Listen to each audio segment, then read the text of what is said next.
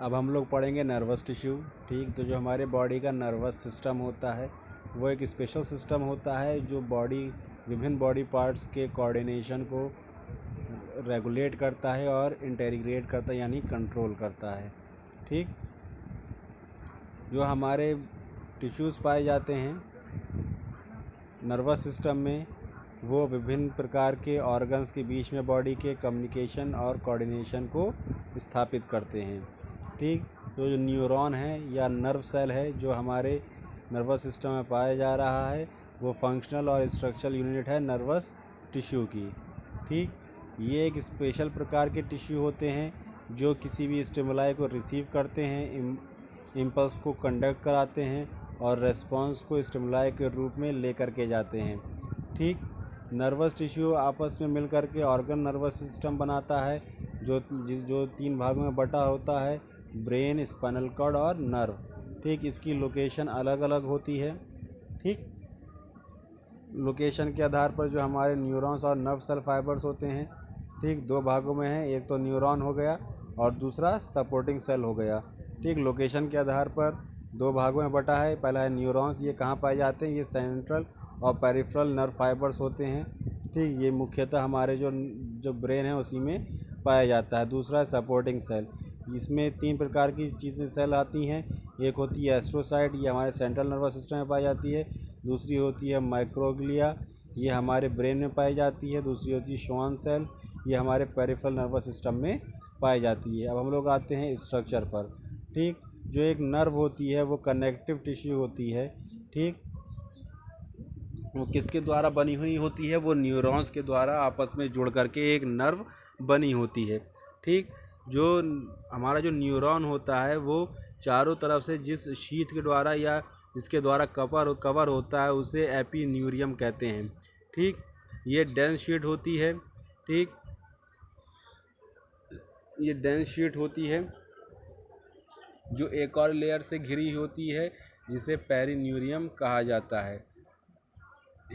इसके बाद ये एक और सिंगल लेयर से घिरी होती है जिसको एंडो न्यूरियम कहा जाता है। ठीक, तो जो न्यूरल्जिया सेल होते हैं, ठीक, वो इनके द्वारा घिरे हुए होते हैं जो कनेक्शन, सपोर्ट और रेगुलेशन प्रोवाइड कराते हैं न्यूरॉन्स के अंदर।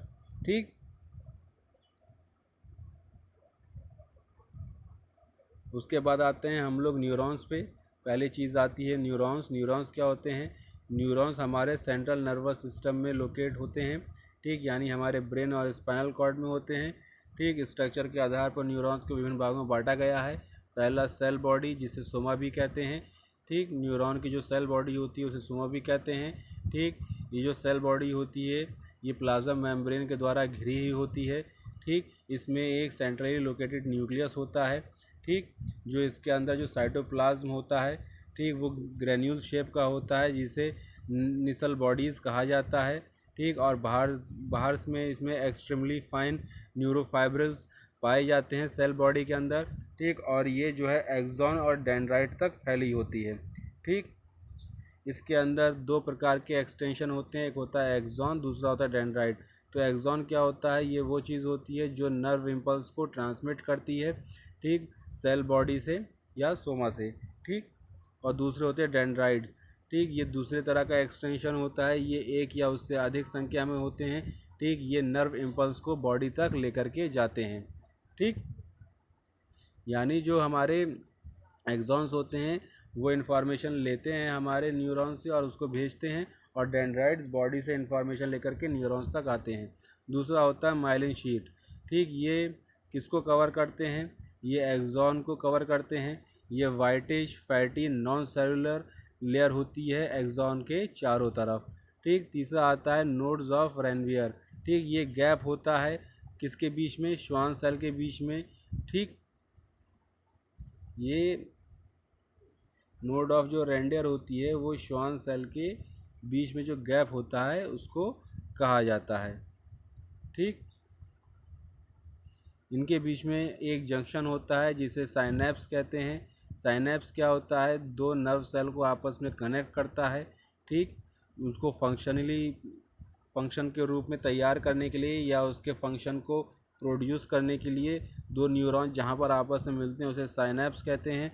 जहाँ पर साइनैप्स होता है वहाँ पे टर्मिनल ब्रांचेस यानी एक्सॉन और डेंड्राइड्स जो होते हैं दूसरे न्यूरॉन से डायरेक्ट कांटेक्ट में नहीं होते हैं, बल्कि एक साइनैप्स बनाते हैं, यानी क्लोज होते हैं लेकिन एक दूसरे से चिपके हुए नहीं होंगे। ठीक। दूसरी चीज़ आती है गैलियल सेल यानी सपोर्टिंग सेल। ठीक, ये सपोर्टिंग सेल होती है जिन्हें न्यूरोगैलियल सेल भी कहा जाता है। ये 3 प्रकार की होती है स्ट्रक्चर और फंक्शन के आधार पर। पहली होती है एस्टीरोसाइट। ठीक, ये न्यूरॉन के फंक्शन को रेगुलेट करती है और जो है न्यूरॉन को प्रोटेक्ट करती है टॉक्सिन से। दूसरी होती है माइक्रोग्लिया सेल। ठीक, ये पैथोजेंस को डिस्ट्रॉय करती है और ब्रेन के जो डैमेज सेल होते हैं उनको डिस्कार्ड करती है यानी अलग हटा देती है।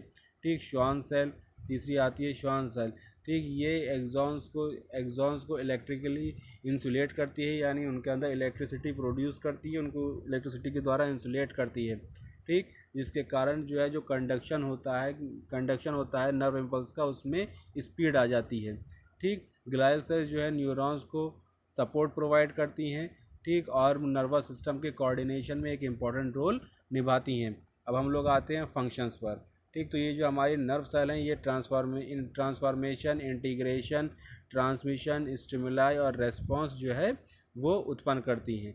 ठीक, जो हमारा नर्वस सिस्टम है वो स्टिमुलाई जो है रिसीव करता है और स्टिमुलाई जो है विभिन्न ऑर्गन्स को भेजता है। ठीक, ये कोऑर्डिनेशन बिठाता है ब्रेन, सेंट्रल नर्वस सिस्टम और ऑर्गन्स के बीच में। ठीक, ये जो है जो भी स्टिमुलाई होता है वो एफरेंट और इफरेंट सेंसरी नर्व्स के द्वारा जो है सीएनएस से बॉडी ऑर्गन्स तक और बॉडी ऑर्गन्स से सीएनएस तक लेकर के आता है। ठीक, ये जो है इनवॉलेंट्री मसल्स और इनवॉलेंट्री ग्लैंड्स को कंट्रोल भी करता है। ठीक,